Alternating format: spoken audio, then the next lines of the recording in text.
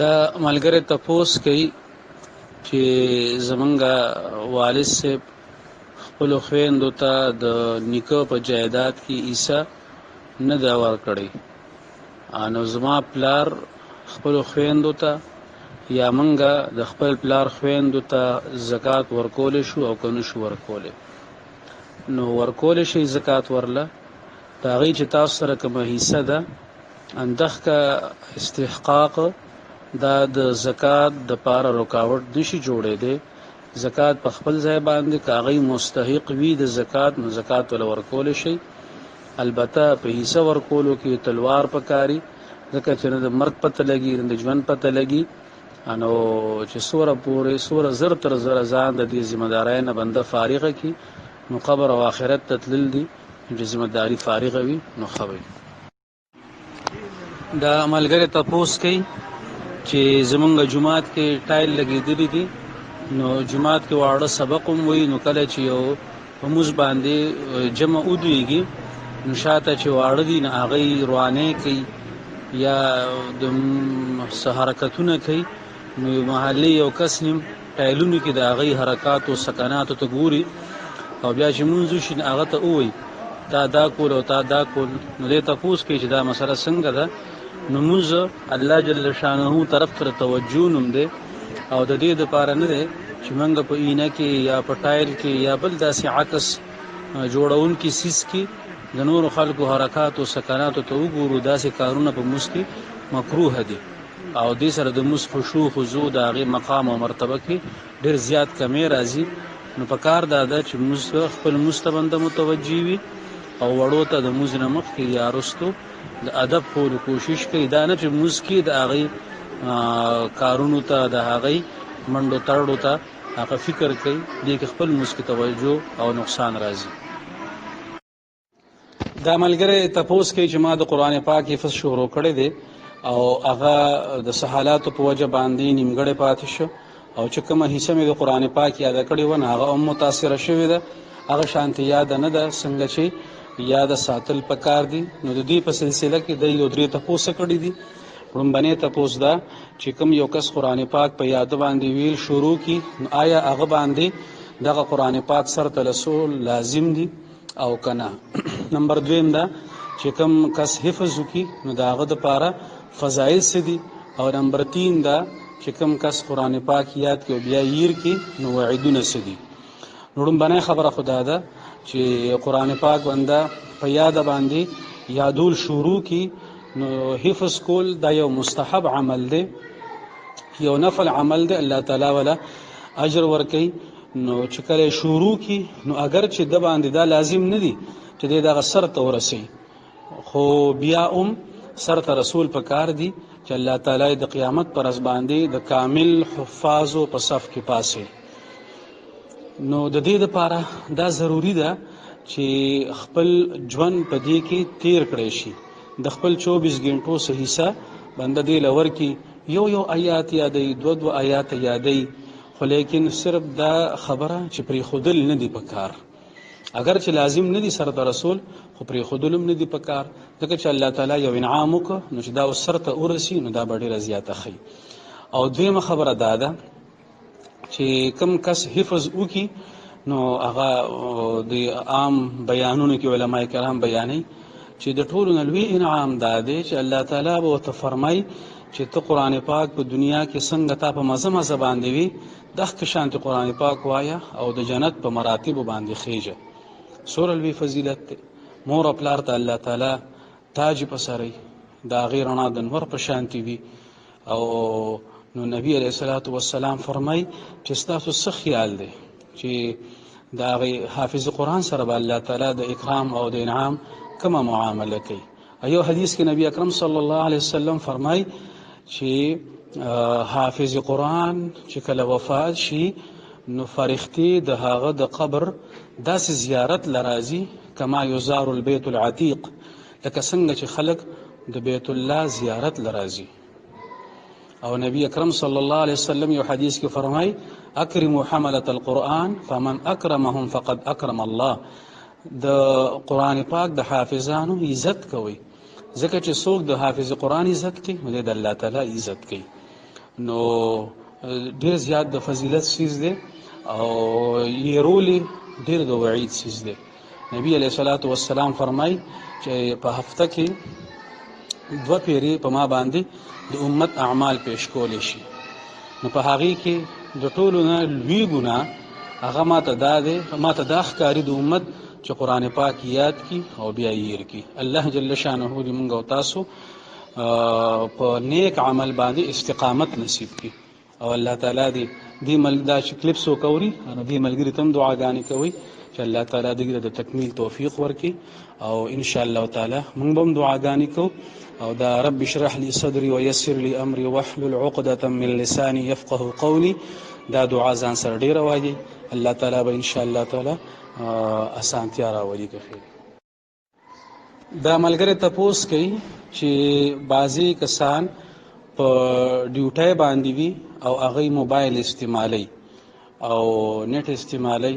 نو د دې فوجه باندې د هغه په تنخواه او په رزق کې سفر خو ناراضي. نو چې کله یو انسان ډیوټي ته غاړه کیدي او د هغه په بدله کې داغه تنخواه توی شي او تمام طریقې کار توی شي چې د دې ټیم نوای تر دې ټیمه پورې بدا کس ډیوټي کوي، نو بیا په دغه ټیم کې دغه ډیوټي والا کار وکړي، دا غینه علاوه بل څه کار بنه کوي. تر دې پورې فقها لیکي چې صرف فرض مسخ مجبوری ده، د ډیوټي په دوران کې نفل کول نه دی پکار، ځکه چې د دې بدله کې تنخواه اړي. نو چې د نفل دغه حال دی نو بیا د موبایل استعمال او نور خودی کې یو خبره دا ده چې بعضی ډیوټي داسې وي چې په هغه کې ککیو کس موبایل استعمالي نو هغه ډیوټي باندې اثر نه غورځيږي. لکه مثال په تور باندې یو کس ته هغه گیټ کیپر دی او هغه افیس ته یا بنگله ده په هغه باندې هغه څوکیدار دی، اوس دا هغه ډیوټي په گیټ باندې ده چې څوک راځي نو هغه ته به گیټ کولاوي. نو اوس که چې څوک نه راځي دی اسې به سناسته نو کله موبایل راواغستن په دې اثر نه غورځيږي. خو یو افیس ته دفتر دی آلته کې داغه ډیوټي ده چې دا کار بکول غواړي، دا فایلونه کتل غواړي یا د خلقو دا کار بکول غواړي، هغه ته په ډیرو باندې کار پروت دی، فایلونه پراته دي، کار ورته پروت دی، خلقو ته بهر انتظار کوي او د ناسته موبایل باندې چا سره غپ لګي یا نت استعمالي. نو قرآن پاک کې الله جل جلاله فرمای ویل للمطففین الذين اذا اكتالوا على الناس يستوفون. نو مطففین علما فرمای چې ردینه مراد هغه خلق دی چې هغه په خپل کار کې کوتاهی کوي، نو هغه لپاره وعید راغلی دی، د تنخواه متاثر کیږي چې د کام چوری کوي، د دینه به هر حال ځان ساتل پکار دی. دا ملګری تپوس کوي چې یو کس او د سکی صحیح طریقه باندې خپل پاکیت راولي، بیا کامل او د سکی او بیا د جمعات ته روان شي، په لاره کې د احساس وشو چې مانه قطره لاړه، یا موز دوران کې د احساس کیږي چې مانه قطره لاړه، او بیا د یو ټکی استعمال کړي چې د شک راغی چې مانه قطره لاړه، نو د شک په وجه باندې خو داس نه ماتيږي، ځکه چې او داس دا یقیني شوه دی. اوس شک راغی نو د دې بهترینه طریقه ده چې د خپل پرتوګ اوچ ساتي. مثال په تور باندې د په یو متبادل پرتوګ کې او داس وکي او چې کله د او داس کاملو کې انو هغه سپاک پرتوګ دی واچي او بیا دې ګرځي را ګرځي، نو که چې کله دته احساس چې زمانه قطره لاړه ان بیا دې خپل پرتوګ وګوري چې غلون شوه دی او کنه دې لون شوه، نو کنیلون شوه ان بیا د اسی وهم دی. او حدیث کې راځي چې شیطانان په دې مقرر شوي دي چې هغه د مسلمانانو په اودس کې د هغه په موس کې شک پیدا کوي، بیا د شک بیماری ده او په دې باندې اودس نه متاثر کیږي. خدا سے کس د پاره جمع ورکول ندی پکار، ځکه چې بیا دا پته نه لګي چې د اودس حقیقتا مات شوی دی او کنه په شک باندې مات شوی دی. د نور خلقو د موز ذمہ داری اغستل دا یو نازکه مسله ده، انو د ځان لموز کوي، ځان لموز مطلب دا چې جمع سره دی کوي خو جمع ته مخکې کیږي نه، او که شک راځي نو الله پاک نه دی دعا غواړي چې الله تعالی دغه شک بیماری نه دی اوساتي، او کنه حقیقتا پرتګلون شوی نو پته ولګي چې دا شک نه دی دا واقع د نه قطره تللی ده بیا هغې سره اودس ماتېږي. دا ملګری تپوس کوي چې زمونږ جومات کې چمن دی هغې کې کبل کرلی دی نو وختي پکې یو ماشوم نیچیازې وکړې نو اوس په هغې باندې د مونځ څه حکم دی؟ نو د شین کبل او د ځمکې حکم یو شانتی دی چې ځمکه باندې کله واړه بول وکړی شي او هغه اوچه شي نو بس پاکه شي. دغه شانتي هغه کبل چې په ځمکه باندې راختلی وي او کټکړه شوی نه وي او هغې باندې واړه بول وکړی شي نو چې کله دغه کبل اوچ شي بس دی پاک شو، په ده باندې مونځ کول جایز دي. دې ملګري یو تصویر را لېږلی دی چې په هغې کې یو مرحوم دی او هغه د پاسه یو شین رنګ باندې صادر دی نه هغه اچولی شوی دی او په هغې باندې آیات الکرسی او څلورو سورتونه مختلف کلمات لیکلي دي. نو دی دا تپوس کوي چې په میت باندې دا قسمه صادر اچول جایز دي او که جایز نه دي. لومبنۍ خبره دا ده چې دا زمونږ یو عام تصور دی چې ګینې داسې قسمه خبرې مړي ته فایده رسوي. مړي ته چې کومه فایده رسي هغه ټولو نه لومبنۍ هغه د هغه ذاتي عمل دی چې ذاتي عمل هغه د انسان برابر وي نو بیا خدای مکه که هغه د پاره د کپن کپړه میسر نه وي نو دا مړی کامیاب دی. د نبی اکرم صلی الله علیه وسلم تر حمزه رضی الله عنه هغه چې کله شهید شو نو د هغه د پاره کفن میسر نو او بیا نبی علیه الصلاۃ والسلام هغه وخت کې یو جمله ارشاد فرمایله او هغه جمله زمونږ د پاره د غور قابله ده په دې ځای کې او وی فرمایل که چېرې ماته د حمزه رضی الله عنه د خور د خفګان یره نه وي نو ما به د حمزه رضی الله عنه لاش په دې ځای باندې پرېښودی چې درندګانو او زناورو دې خوړلی وي او دې د یو درنده د خېټې نه رابهر کېدی په قیامت کې او الله تعالی تپوس کړی وی چې دا ولي او ده ورته وی چې الله پاک ستا د دین دپاره د دین دا خبره معلومه شوه چې اصل سیز هغه ذاتي عمل دی چې د انسان عمل برابر وي نو که بیا هغه د درندګانو خېټو ته ورسي او ټوکړې شي نو د هغه په مقام او مرتبه باندې څه اثر نه غورځېږي. داسې قسمه صادرونه اچول دا مړي ته فایده نه ورکوي او علما دې ته ناجایز وایي ځکه چې دا زمونږ د خپلو سترګو مشاهده ده لیدلی دي چې داسې قسمه صادرونه په مړي باندې په جنازه کې واچولی شي چې کله مړی قبر ته کوزیږي نو هغه نه خو ټولې کپړې راغونډېږي دا صادر راغونډ شي کله یو پلی ورولي کله بل پله ورولي او قبر کې یا لږ غونډې هله ګوله ومي نو د چا د خپو لاندې راځي د چا څه قسمه بې حرمتي د دې کېږي نو په دې وجه باندې د مړي باندې داسې قسمه صادرونه اچول د فایدې څه خبره پکې شته نه او د نقصان او د توهین پهلو پکې موجود دی نو د دې وجه نه دا په مړي باندې اچول جایز نه دي. صفا او ساده صادر په واچوي او که یو سړی مړي سره د مینې اظهار کول غواړي نو دغه آیاتونه د خپل باندې اولولي او مړي ته د هغې ایصال ثواب وکړي دغه لا فایده مند دی صادر اجول فایده نه ورکوي. دا ملګری تپوس کوي چې کله یو انسان موس کوي او په رکوع او سجده کې چې کوم تسبیحات دي نو که هغه د 3 پیرو نه سیوا او وی 4 پیرې 5 پیرې 6 پیرې نو په دې سره په موس باندې څه اثر غورځېږي او که نه. دویم تپوس دا کوي که چېرې په یو رکوع کې 2 پیرې 3 پیرې نه سیوا وي او په نورو رکوعګانو کې د هغې نه کم وي نو دا څه اثر غورځوي او که نه په ټولو رکوعګانو او سجدو کې یو شانتي ویل ضروري دي او که کم و بیش ویل جایز دي. نو د دې په جواب کې 3 خبرې په ذهن کې کېدی. لومبنۍ خبره ده چې 3 پیرې ویل دا خو ضروری دي دې ته د کمال کم از کم درجه ویلی شي نو 3 پیرې ویل پکار دي. که یو سړی د 3 پیرو نه سیوا ویلو اراده یې وي نو بیا د دې طاق پیرې ورسره یو ځای کوي 3 پیرې ووي نو که د دې نه سیوا ویل غواړي نو 5 پیرې 2 دې ورسره نور یو ځای کې نو 5 به شي 5 و 9 11 14 په دې طریقه دې ورسره اضافه کوي. دا یوه خبره شوه.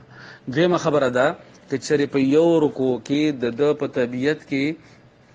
کلاوالی و او د ډېرې پیرې ووي او بله رکوع کې د طبیعت کې هغه مر کولاواله نو انو بیا درې پیری وای کم و بیش ویلو سره په مختلفو رکوګانو کې یا سجدو کې په موږ باندې اثر نه غورځيږي. درېمه خبره اگر چې دې تاسو نه کړئ هغه د سوال سره لګونته متعلق ده نو هغه ده چې کله یو سړی امامتي ورکي نو بیا هغه له فرض موس کې د امامتۍ په وخت کې زیات ویل نه پکار ځکه چې نبی اکرم صلی الله علیه وسلم فرمای چې کله تاسو امامتي ورکوي نو شاته د کمزوري نه د کمزوري سړی خیال ساتي او د هغه په لیول باندې خپل موس چلوي نو امام د پاره درې پیری ویل پکار دي او که زیات وي نو کې دې شاته صف کې یو بوډاوي معذور وي بیمار وي او هغه ته تکلیف وي نو دا صحیح نه ده. البته چې کله ځان له سنت کوي بنده نفل کوي یا نور عبادت کوي نو بیا هغه کې چې هغه څومره ویل شي نو ډېر ډېر زیاته بهتره ده. کله نه کله نبی علیہ الصلوۃ والسلام ټول شپه په یو رکوع کې تیر کړه نو الله جل شانه دې موږ او تاسو له د صحیح عبادت کول توفیق راکړي. د ملګری تپوس کوي چې موږ سره کمره کې سو ملګری دي نو هغه موږ د پر او د سو کې نو بیا راشي فیسبوک کولاو کې یا فلم ګوري او چې د اقامت ټیم شي انو د لاړ شي موزله انو د دا تپوس کوي چې دا طرز عمل مناسب دی صحیح دی یا نه دی او دویم تپوس دا کوي چې په دې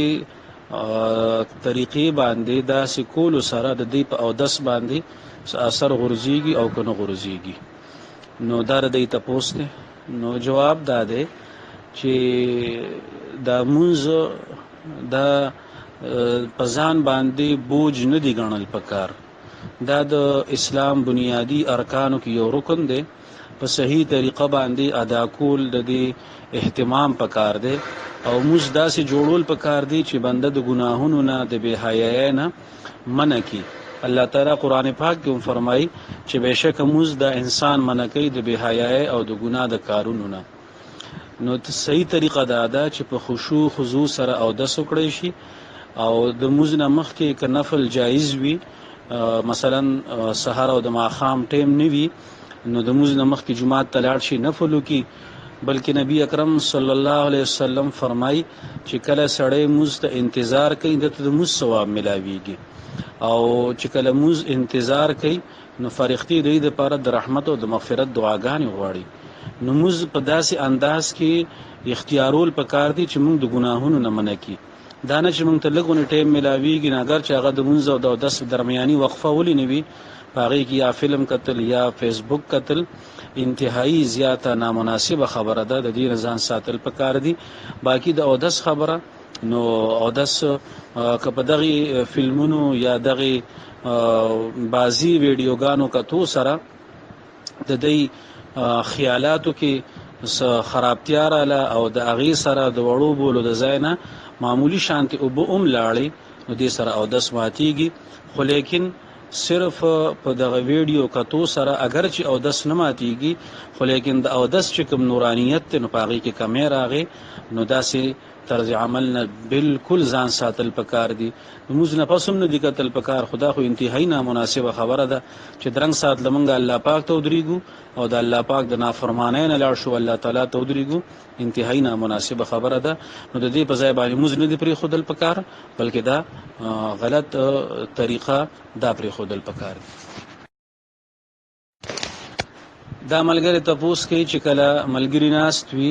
او هغه گیم کوي یا غب شپ لګي نو یو ملګری پاغي کې ذکر کوي خپل نو ذکر کول شي او کني شي کوله نو په داسې مجلسونو کې خو ذکر پکار دی ځکه چې نبی علیہ الصلوۃ والسلام فرمایي چې الله تعالی فرمایي چې څوک ما په تنهایی کې یادای نو زبه په تنهایی کې یادوم او څوک چې ما په مجلس کې یادای نو زبه د دغ کې نه بهترین مجلس چې د فارغتو مجلس ته پاغي کې به یادوم. نو ذکر پکار دی او کله مجلس کې بازي خبرو په وجه باندې هغه مجلس باندې د الله تعالی سره ناراضتیا راځي نو کې دې شي الله تعالی د ذکر په برکت باندې هغه خپل ناراضتیا رستو کی او ملګرو له ترغیب ورکول پکار دي چې نور ملګری د فضلو او د دې نورو خبرو په ځای باندې د الله تعالی ذکر کوي، ځکه چې د دنیا یو منټ یو لمحه دا قیمتي ده او د دې موږ آخرت کې حساب کتاب ورکو. دا چې سوره په مثبت کارونو کې تیر شي او په دینی کارونو کې تیر شي، دا ډېره د فائدې خبره. دا ملګری تپوس کوي چې زمونږ کیم کې یو کس امامتي کوي او هغه بریلی دی، انو موږ هغه پسې موس کوو که نه کوو؟ مستقل هغه پسې موس کول څنګه دي، یا د یو ټیم نیم موس کول هغه پسې څنګه دي؟ نو جواب دا دی چې بریلی حضراتو سره زمونږ لږ غونتې د عقیدي اختلاف دی. هغه نبی اکرم صلی الله علیه وسلم حاضر ناظر غني. حاضر ناظر معنا دا چې نبی علیہ الصلوۃ والسلام په هر ځای کې موجود دی او هر یو کار ویني. دویمه عقیده دا عقیده دا چې نبی اکرم صلی الله علیه وسلم عالم الغیب دی. عالم الغیب معنا دا چې نبی علیہ الصلوۃ والسلام ته د هر سیز علم دی، حالانکه دا دو صفات د الله جل جلاله دي. د نبی اکرم صلی الله علیه وسلم مقام او مرتبه په خپل ځای باندې ډیره زیاته اوچته ده، خو لیکن د الله تبارک وتعالى صفات هغه الله پاک سره خاص دي، هغه هیڅ یو انسان د لپاره ثابتول دا د عقیدی مسله جوړیږي. د علماء او د مفتیانو حضراتو په دې باره کې فتوا ده چې یو اتفاقی منځ بنده او کی ورپسې داغه خو گنجائش ده، خو لیکن دا سکس پسې مستقل مسکول او دا سکس خپل ځان له مستقل امام جوړول دا جایز نه دي. نو که تاسو کې امام وي نو تاسو په خطر طریقه باندې په باهمي مشاورت سره او د مشرانو چې تاسو دغه تسوکم دي د هغې پر راهنمایي کې بغیر د اشتعال پیدا کولو نه په خطر طریقه باندې کوشش وکړئ چې دا یو کس امام شي چې هغه د تمامو حضراتو ته مسلم وي د عقیده د نظریه او د عمل په لحاظ سره، دا ډیره بهتر وي. تر څو پورې چې هغه نه کیږي نو تاسو خپل به مزان لکوي او هغه پسې مسکول دا جایز نه دي. اتفاقی جدا خبره ده، مستقل مزد نه کول پکار. دا ملګری تپوس کوي چې موږ چونکې بیرون ممالکو کې پاتې کیږو نو الته کې عام لباس هم دغه پینټ شرټ دی، هغه کې بعض اوقات لستونی غلند وي، انو موږ به د کرونا په وجه باندې په کور کې مسکو نو دغه لباس کې به مسکو او په دغه لباس کې به یو تن موږ له جمع را کوله، نو په داسې لباس کې مسکول او بیا هغه کې جمع ورکول د دې حکم څه دی؟ نو پینټ شرټ کچاري دومره ډیر تنگ وي چې بالکل بدن سره جوخت وي او د اندامونو غټواله او نریواله پاغي کې واضح وي، نو په داسې لباس کې مسکول مکروه دي. د مکروه مطلب دا دی چې ثواب کې به کمی راځي، ورنه اندامونه پټ دي په کپڑا باندې نو موز جایز دی، خو لیکن ثواب کې یې کمی دی. او چې کله ملګرو ټولو دغه شانت لباس اچولې وي نو بیا په دې کې د یو تن امامتي کول جایز دي. البته د مشوره د خود شریعت مسله شو، د مشورې په بنیاد باندې خبره هغه به مونږ دا وکړو چې بعضی ملګری داسې دي چې هغه ځان سره گاډي کې دا تاسو خیال کړئ نو د زمونږ عرب چې کوم علما دي او هغه چې کله خطبه وي یو جبه اچولي، یو وګد غونتی کوټي او داسې ډیلا ډالای یعنی بدن فاصله کی، نو هغه چې کله مسکې نه کوټ واچي او هغه سره هغه کوټ په گاډي کې پروتي، نو هغه چې کوم ځای کې موږ ضرورت راځي نو موږ د پاره هغه واچي، نو هغه کې د بدن هغه چې کوم د پتلون په وجه باندې یا د قمیص په وجه باندې چې کوم ټیټوال ښکاری هغه په کوم ختم شي. نو کله دې اهتمام کول شي نو دا ډیره زیاته بهتري او د ضرورت په وخت کې دغه لباس کې مسکول اگر چې مکروه دي لیکن مسکیږي. دا ملګری تپوس کوي چې د غیر قانوني اسلحه خرید او فروخت او دغه کاروبار دا جایز دی او کنه دی جایز؟ نو یو جی دو قسمه احکامات وی، یو د شریعت احکامات دي او یو د ریاست او د مملکت احکامات وي. بعضی وخت کې مملکت او ریاست او سټیټ چې وي ان هغه انتظامی طور بعضی جایز سیزونو باندې پابندي ولګي. لکه مثال په تور باندې زموږ پاکستان دی نو کله نا کله پابندي ولګي چې د پنجاب نه به خیبر پختونخوا ته وړو راړلو باندې پابندي ده. بعضی خارونو نه د کپړې په وړو باندې پابندي ده. نو اوس د کپړې تجارت